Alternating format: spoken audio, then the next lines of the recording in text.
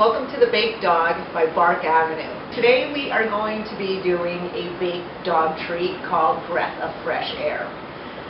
This cookie is going to be 1 milligram of CBD dose per cookie, and we normally would recommend one cookie for about every 10 to 15 pounds of dog, so you may need anywhere from about 1 to 4 treats a day. We also suggest that you observe the behavior and response of your pet to determine the ideal serving size and frequency. We're going to need some specialty items here. First of all, we're going to need syringes. I recommend a 1 ml syringe or a 3 ml syringe and or a 5 ml syringe. You're going to need a digital scale, something like this. If it is, actually you can even read, I would say, 1/10 of a gram. That would even be better, but that would be more or less like lab scale. But if not, any household digital scale would be fine. And here is actually a sample of a 5 ml syringe, and then this is a 1 ml, but the graduations on this is actually, it runs 0.2 ml, but this one is a disposable plastic one, and this one you can actually just buy from a medical supply store, and the graduations on this are really 0.1 ml. If you have any questions about actually using or understanding the graduations, I highly suggest that you go see your vet and ask them, hey, what is 2.43 ml? Show me how to use these syringes. They'd be more than happy to help you. And another little tip is, the reason I also like to use the glass syringes is, one, at least it's a little bit more environmentally friendly, number one. Number two, most of the syringes that you purchase out there are going to have black stoppers or black plungers, and it's going to be very difficult to see the very small graduations where you've got black oil meeting the black stopper. But with the glass syringes, you're going to see exactly where the dose starts and stops. You can also find disposable ones like this with a little cap, which is also kind of great. And the plunger itself is white, so it is a lot easier to see. So my suggestion is, either get glass syringes. They're pretty cheap. You can just buy them online. Or else if you go to a med store, then you can just buy these, disposable ones, which also come in different ml sizes. For the purposes of our demo today, we are actually going to be using a 60 ml bottle, which is 3,000 milligrams of dose for that 60 ml bottle. I also recommend when you store your oil that you find, number one, it should be glass.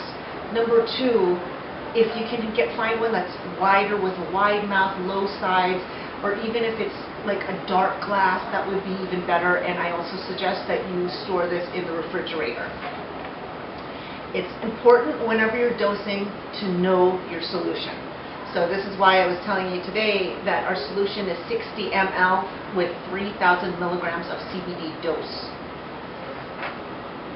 You will also be getting a recipe at the end of this whole segment, so don't stress about having to try and keep up that sort of thing. So it'll be all written down for you at the end of this. And I also wanted to make a special note that for your scale and for all your measurements, we are going to be using everything in grams. It's simply because it's a smaller unit of measure, and it also has, that means, less room for error. So some of the ingredients that we're going to be needing today are 230 grams of pumpkin puree, not the filling. It's going to be something like this where it says it's solid pack. The filling has sugar and all this other stuff that you would normally use for pumpkin pie, but you want something that's just all 100% pure pumpkin, so make sure when you do purchase that, look at the ingredients and it's just going to have to say pumpkin. So put that aside. We're also going to need 2 eggs, or more or less 126 grams worth of eggs, 400 grams of whole wheat flour, or stone ground is fine as well, and 115 grams of grated apple. Any kind of apple is fine. I personally like using the Fuji's, and 18 grams of fresh mint leaves, 9 grams of fresh parsley as well. Both of those are going to have to be finely chopped. and the juice of about a half a lemon, or even just a wedge is fine. And most importantly, we're going to need about 3 milliliters of CBD oil. So we're going to put all our ingredients into this mixing bowl right now, and we're going to be using the paddle. So in goes the pumpkin puree and the eggs.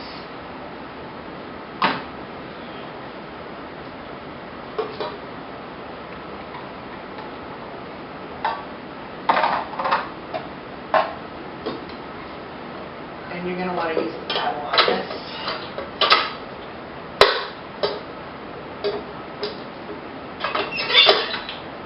Until it's pretty much incorporated.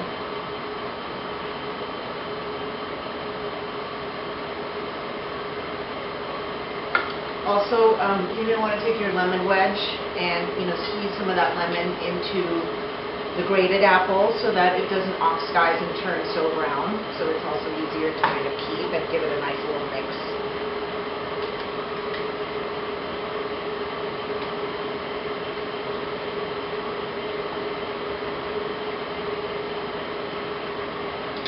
Now that we've got the pumpkin and the egg mixed fairly well, I also suggest that this is the time where you put in your oil. Okay, so now that we've got our 3 ml here, you just want to shoot it right into the bowl.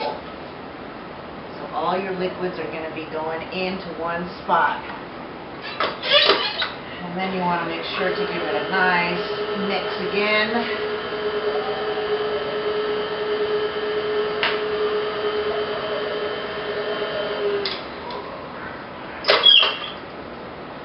Then I would add the rest of the apples.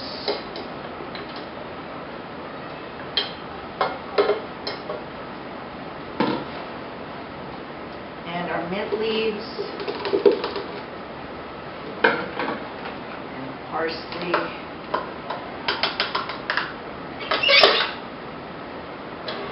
Give it a nice mix. Now that your wet ingredients are mixed properly, switch out to the dough hook. This is actually your dough hook in your attachment for your mixer. So you want to put, this is your 400 grams of flour.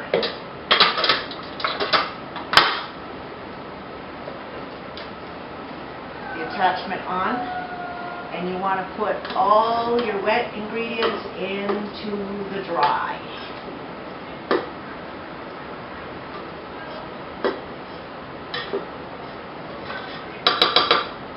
And you're going to want to make sure to get every little bit of the wet ingredient out of your bowl, because that's where all your dose is going to be.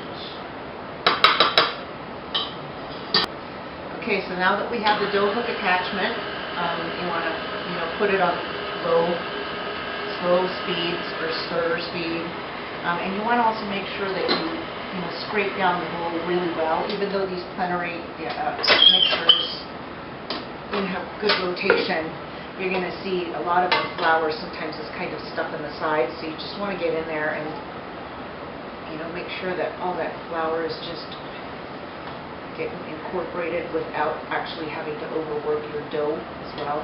So something to look out for.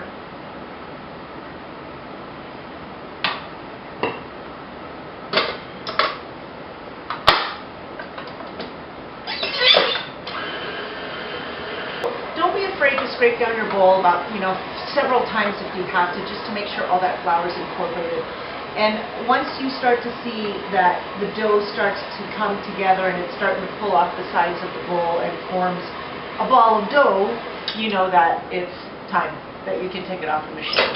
So at this point, we are going to chill this dough for, I would say, at least a couple of hours. Overnight would actually be much better, so that the dough has time to relax, so that when you do roll it out, it's not going to have that snap back when dough is overworked, and because of the gluten strands that were overworked from the mixing. Now that our dough has been chilled, I suggest that you just purchase a pastry cloth like this.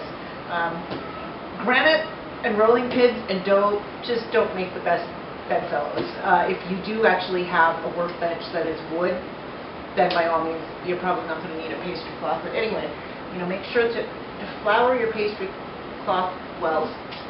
You can just pick these up at, I think, any Walmart, that sort of thing, or just even order them online. So this is our chilled dough. Okay, so just be gentle when you roll out the dough. You don't have to work it hard. You don't have to push it. Just let the rolling pin do all the work for you. And make sure that you do turn your dough every now and then to make sure that it doesn't stick. And if you just need a little bit more flour, go ahead and put some on there. And you want to check the thickness of your doughs constantly to make sure that you're rolling everything out in an even thickness, because this is actually what is also going to affect your dosing. So you're also gonna need a cutter. This one is just like kind of a mini bone size, so that's why it's only 1 milligram per dose. So it's easier to manage and dose your animal. But you have to know your cutter and know what thickness and weight it cuts at. But you actually ultimately will be in charge of that at the end of the day. But for purposes for this video, we are going to choose a weight of about 6 grams. So this is why I'm saying know your cutter and know the weight at which your cutter cuts and the thickness of your dough. The only way you're going to be able to master this is really, sorry, practice makes perfect. So I also suggest that you have a scale nearby. So I usually like to check the thickness of my dough and see how that's doing in relation to my cutter. So I will make the first cut.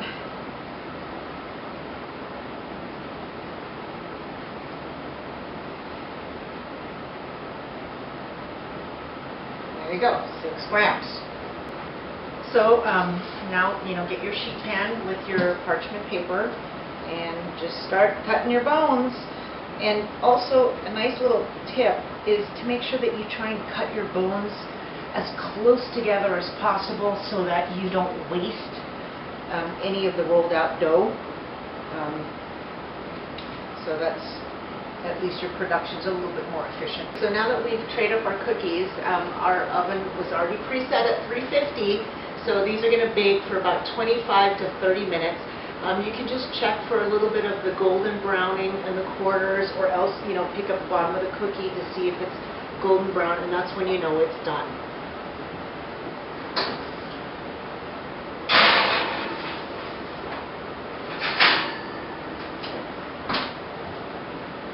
So here we have our nice little dish.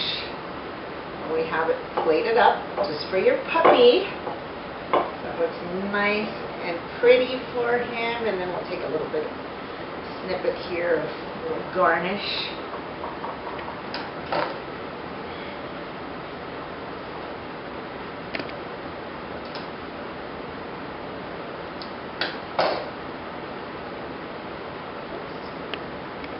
So here you go.